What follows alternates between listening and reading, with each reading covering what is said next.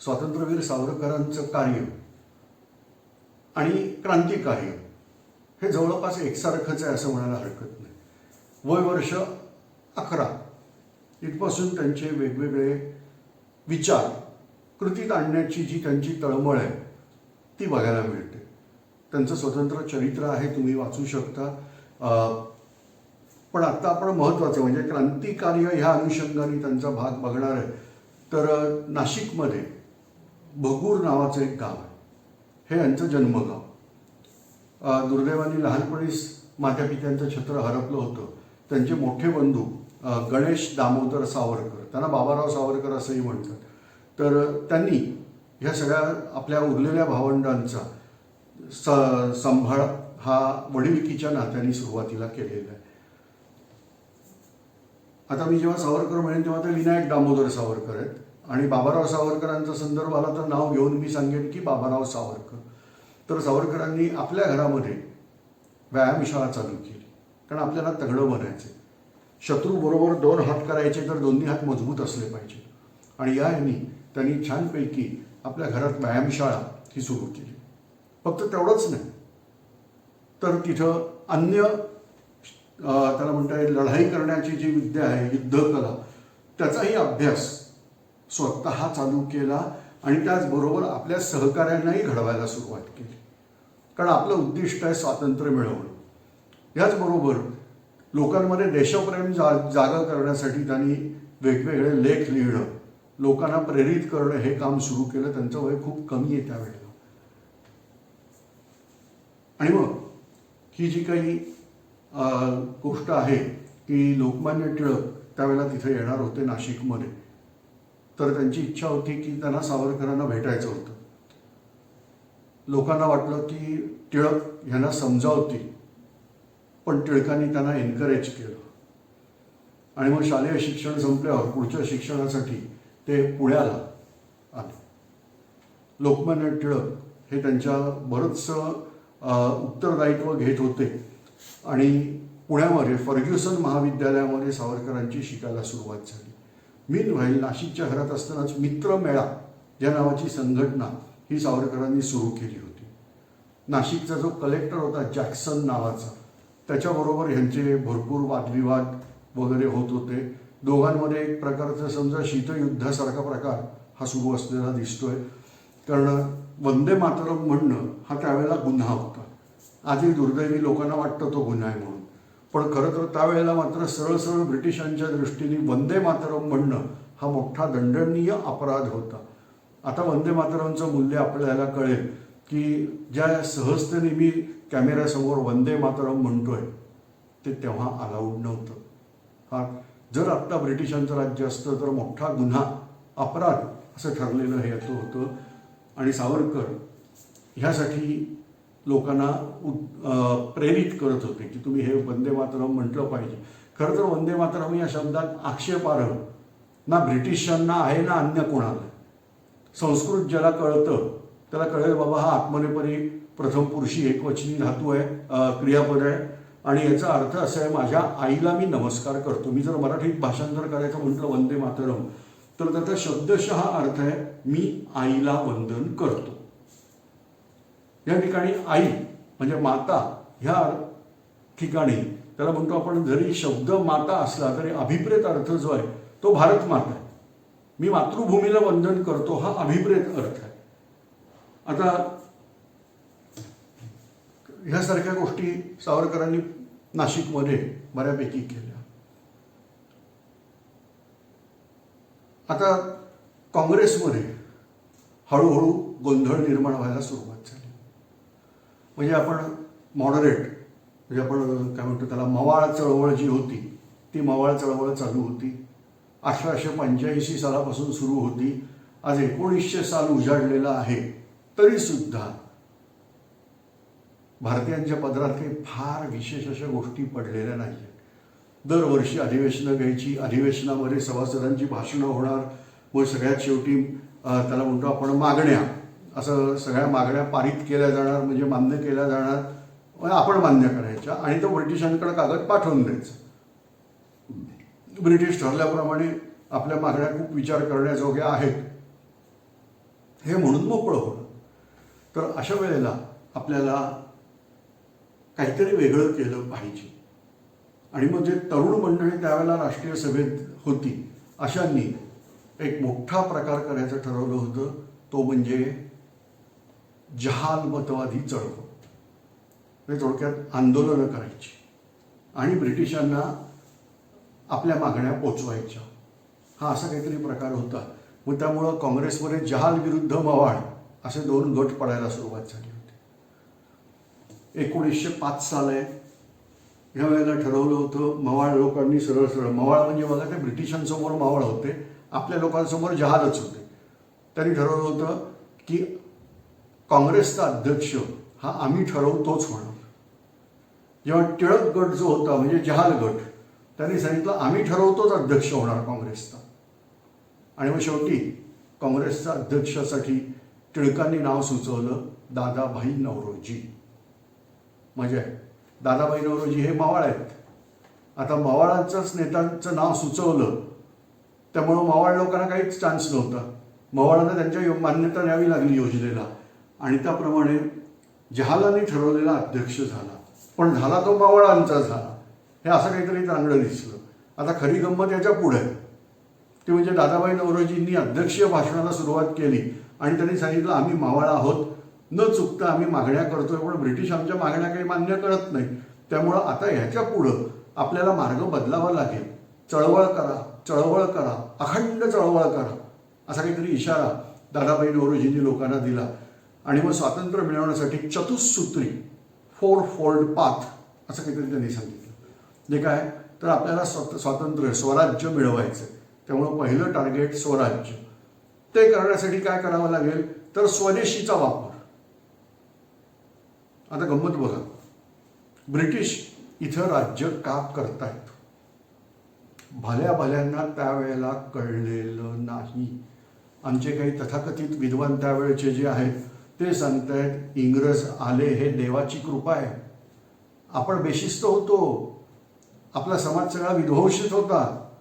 ब्रिटिशांनी तो समाज नीट करायला सुरुवात केली, आपल्यामध्ये शिस्त आणायला सुरुवात केली वगैरे वगैरे. याचं कारण म्हणजे ब्रिटिशांनी शाळेत आपल्याला हेच शिकवलेलं होतं. त्याचे परिणाम आपल्यावर होते. आपली स्वतंत्र बुद्धी कुठं घाण पडली होती त्यावेळेला माहीत नाही. म्हणजे शिस्त वगैरे म्हणाल तर दादोजी कोंडदेव यांची शिस्त किती कडक होती. तुम्ही मराठा रियासत अशी रियासतकार सरदेसाईंची पुस्तकं आहेत, ही पुस्तकं वाचल्यानंतर कळेल की दादोजी कोंडदेवांची शिस्त वगैरे कशी होती, राज्यकारभार कसा केला जायचा. आर्य चाणक्यांच्या काळामध्ये केवढा जबरदस्त शिस्तीचा कारभार होता. पण आपल्या डोक्यात असं घुसून दिलं भारतीय म्हणजे सगळे बेशिस्त, आणि जी काही शिस्त आधुनिकपणा सगळ्या गोष्टी आहेत त्या ब्रिटिशांच्याच आहेत. No doubt. पण आपल्या डोक्यात ह्या गोष्टी घुसवल्या गेल्या. त्यामुळे आपले विद्वान त्यावेळेला म्हणत होते की आपल्यामध्ये सुधारणा घडवण्यासाठी देवानी ब्रिटिशांना आपल्यावर पाठवलं. त्याचबरोबर आणखीन असे बरेच चमत्कारिक आपल्याला थिअरी मिळत होते. जेव्हा दादाभाई नौरोजींनी स्पष्टपणे सांगितलं, नो डाऊट जस्टिस न्यायमूर्ती नांदडे हेही त्यांच्याबरोबर होते. या थिअरीचं नाव आहे ड्रेन थिअरी ऑफ वेल्थ, आर्थिक निस्सरणाचा सिद्धांत. आता हे जे काय आर्थिक निस्सरणाचा सिद्धांत म्हणून दादाभाई नौरोजींनी मांडलाय, त्यात त्यांनी दाखवून दिलं की ब्रिटिश भारतातून पैसा कसा घेऊन जातात. सगळ्यात पहिलं, भारतातला माल हा स्वस्त होता. इंग्लंडमधून माल कितीही स्वस्त पडला तरी केप ऑफ गुड होपला वळसा, केप ऑफ गुड होप म्हणजे दक्षिण आफ्रिकेचं दक्षिण टोक, तिथं वळसा घालून यायचं. तर त्यासाठी लागणारा वेळ, त्यासाठी लागणारा खर्च हे जमेला धरता भारतातला माल भारतात स्वस्त मिळतो. पण ब्रिटिशांना त्यांचाच माल विकायचा होता आणि त्याच्यामुळे त्यांनी काय केलं, ह्या मालावरती कर लावून टाकला. जकात कर इतका वाढवला की भारताचा माल हा महाग होईल आणि इंग्लंडचा माल स्वस्त असून तो आपल्याला घेणं परवडेल. त्यामुळं पैसा भारतातून इंग्लंडमध्ये जायला सुरुवात होणार आहे. त्यातून जर तुम्ही भारतीय माल घेतलाच तर त्याच्यावर एवढी जकात आहे की इंग्रजांची तिजोरी भरलीच जाणार आहे. असं नाही तसं आमचीच तिजोरी भरणार. आता ब्रिटिशांनी इथं त्यांची सेवा उभी केली होती, त्यासाठी त्यांचे माणसं यायचे, त्यांना पगार दिले जायचे. आपले पण होते. म्हणजे आता सैन्यामध्ये आपला पण माणूस जाऊ शकतो आणि ब्रिटनचा पण जाऊ शकतो. आपली माणसं का जातील सैन्यात? खरं तर जायची गरज नव्हती, ब्रिटिशांना सहकार्य करायची गरज नव्हती. पण तेवढी बुद्धिमत्ता आणि तेवढी वेळ आपल्याकडे नव्हती. ब्रिटिश तगडा पगार देतात, भरमसाठ पगार देतात, आणि मग ह्या पैशासाठी आपण ब्रिटिशांची नोकरी करत होतो. तर तगडा म्हणजे भरमसाठ पगार किती होता म्हणजे ₹7 महिना, 7 रुपीज अ मंथ, एवढ्यासाठी आपण ब्रिटिशांची नोकरी करत होतो. त्यावेळेला हा पगार प्रचंड मोठा होता आणि आमच्या लोकांना हे भरमसाठ योग्य वाटत होतं की एवढे पैसे मिळतात म्हणून ब्रिटिशांची नोकरी केली पाहिजे. आता गंमत बघा काय येते की नंतर जसं समजायला लागलं आम्हाला तसं आणखीन वेगळं मत उभं राहायला सुरुवात झाली. ते म्हणजे ह्याच पदावर काम करणाऱ्या ब्रिटिश सैनिकाला ₹22 पगार दिला जातो, आपल्याला फक्त 7. आलं. हे ₹22 कुठं जात आहेत? डायरेक्ट इंग्लंडमध्ये जात आहेत प्रत्येक सैनिकामागं. कारण तो सैनिक राहतोय भारतात, म्हणजे खातो पितो भारताचं, त्याचा खर्च मेडिकलपासून सगळा खर्च भारतातच केला जातो, आणि शिवाय त्याला ₹22 मिळतात महिन्याचे. म्हणजे तो जेवढी वर्ष इथं सेवा करेल तेवढी वर्ष त्याला पैसे भारतातून मिळणार. तो रिटायर होईल त्याच्यानंतर त्याला पेन्शन भारतातून मिळणार. ICS ऑफिसर येणार इंग्लंडमधून, पगार आपला, आणि तिकडं गेल्यावर परत पेन्शन आपली. या पद्धतीमध्ये तुफान पैसा ह्या प्रशासनाच्या माध्यमातून इंग्लंडला चालला होता. दुसरा मुद्दा होता तो म्हणजे परदेशी माल. एक काळी म्हणजे साधारणतः तुम्ही बघाल तर तो मुघल बादशाह हुमायून वगैरे मंडळी गादीवर होती त्यावेळेचे पण रेफरन्सेस काढून बघा. भारतातून पक्का माल निर्यात होतोय. आयात केल्यामधला सगळ्यात पहिला भाग आहे सोनं, जे दुर्दैवाने आजही आम्ही आयात करतो. पण आयात केलेल्या मालावर आहे सोनं, मौल्यवान धातू म्हणजे पारा वगैरे असे काही धातू सुद्धा आपण घेतो, चांदी, पारा, या गोष्टींचा आपण आयातमध्ये आहे. काही दुर्मिळ वनस्पती आणि मग अशाच काही गोष्टींचा समावेश आहे. पण निर्यातमध्ये प्रचंड मोठी यादी आहे पक्का माल. पण ब्रिटिशांच्या राज्यात आमची अवस्था अशी झाली की निर्यातमध्ये फक्त कच्चा माल आणि आयातमध्ये पक्का माल, आणि मग हा सगळा पैसा इंग्लंडमध्ये जातोय. दादाभाई नौरोजींनी गणिताने दाखवून दिलं. आता तोपर्यंत इतिहासात आपण काय समजतो सांगतो, भारताची सगळ्यात मोठी लूट कुठं झाली तर ते सोमनाथ. गझनीचा मोहम्मद सोमनाथचं मंदिर लुटून गेला, ही प्रचंड मोठी लूट गणली जाते. म्हणजे काहीतरी 1700 गाढवांच्या पाठीवर फक्त हिरे, माणिक, मोती अशी मौल्यवान रत्न होती. केवढी प्रचंड लूट त्याला मिळाली असेल. दादाभाई नौरोजी सांगतात ही लूट काहीच नाही, ह्याच्या कितीतरी पट जास्ती पैसे ब्रिटिश दरवर्षी भारतातून घेऊन जात आहेत,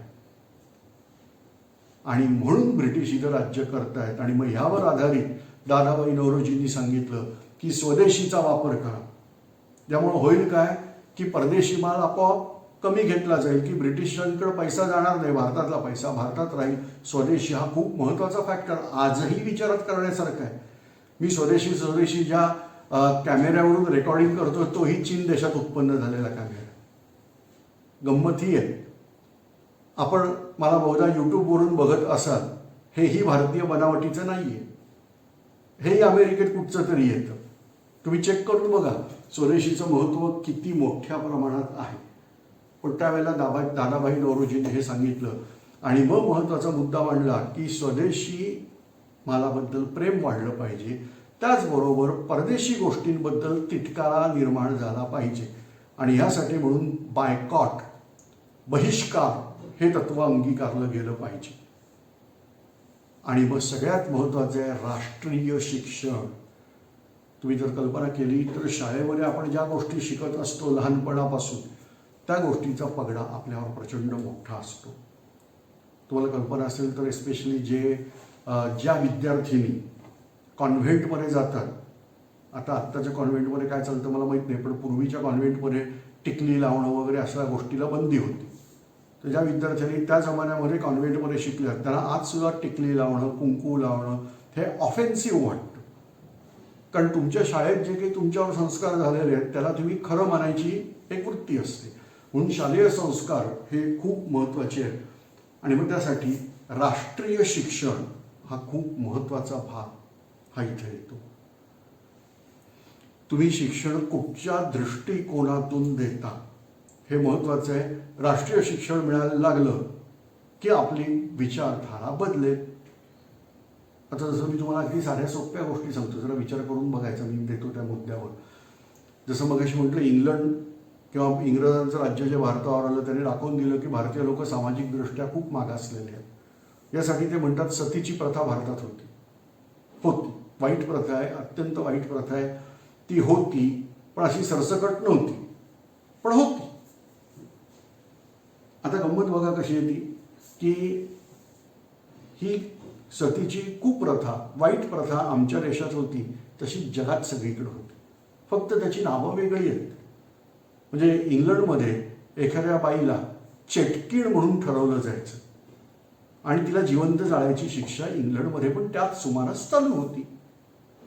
आपण म्हणणार का इंग्लिश समाज हा खूप मागासलेला होता, चेटूक बिटूक असल्या गोष्टीवर ते लोक विश्वास ठेवतात आणि ज्या बाईने चेटूक केलं असा आरोप होतो तिला जाळून मारतात. ते केवढे मागासलेले लोक आहेत. आहे हिंमत. भारतीयांमध्ये स्त्रियांना मतस्वातंत्र्य नव्हतं, बरोबर, कारण लोकशाहीच नव्हती, पण ती इंग्लंडमध्ये होती ना. मग तिथल्या बायकांना का झगडा करावा लागला की आम्हाला मताधिकार द्या, आम्ही पण मानव आहोत. तुम्ही नेटला चेक करून बघा, इंग्लंडमध्ये स्त्रियांना मतदानाचा अधिकार कधी मिळाला. ते 16व्या आणि 17व्या शतकामध्ये तिथं मतदानाचा अधिकारच नव्हता स्त्रियांना, पण आपल्या पुस्तकात लिहिलंय तिथं स्त्रियांना बरोबरीचं स्थान असल्यामुळं भारतीय समाजामध्ये हळूहळू परिवर्तन व्हायला लागलं. तर तसलं काही नाही आहे. प्रत्येक समाज हा आपापल्या ठिकाणी त्यावेळेला जगात जो ट्रेंड आहे तसाच थोडाफार फरकानी होता. कास्टिझम म्हणजे आपल्याकडे त्याला जाती व्यवस्था, विशेषतः अस्पृश्यता हा अत्यंत मोठा शाप भारताला लागलेला आहे. तो म्हणजे अस्पृश्यतेचा 100% मान्य. आता ईस्ट इंडिया कंपनीचा ट्रेड व्यापार काढून बघा, सगळ्यात जास्ती व्यापार ईस्ट इंडिया कंपनीचा कुठचा चालायचा, तर तो म्हणजे गुलामांचा व्यापार. आफ्रिकेतून हे गुलाम पकडायचे आणि अमेरिकेत नेऊन विकायचे. प्रचंड फायदा ईस्ट इंडिया कंपनी ह्या गुलामांच्या व्यापारातून मिळवत होती. म्हणजे दास्यत्वाच्या प्रथा तिथेही मोठ्या प्रमाणात आहेत. तर ह्या सगळ्या गोष्टींचा अभ्यास फक्त आपण काय करतो माहितीये, आपण एकाच बाजूनी फक्त जे दिलेलं आहे ते वाचत जातो, दुसरी बाजू पण वाचणं हे आवश्यक आहे. आता राष्ट्रीय शिक्षणाचं हे सगळ्यात महत्त्वाचा भाग आहे की भारताच्या बाजूने आपले विचार विकसित होण्यासाठी मदत होईल. आता टिळकांनी हे राजकारण केलं, दादाबाई नौरोजींना अध्यक्षस्थानी बसवलं. अध्यक्ष म्हणून दादाबाई नौरोजींनी जहालांचीच बाजू घेतली आणि चळवळ करायचा मार्ग सांगितला. त्याच्यामध्ये बहिष्कार हे तंत्र स्वातंत्र्यवीर सावरकरांनी अंगीकारलं.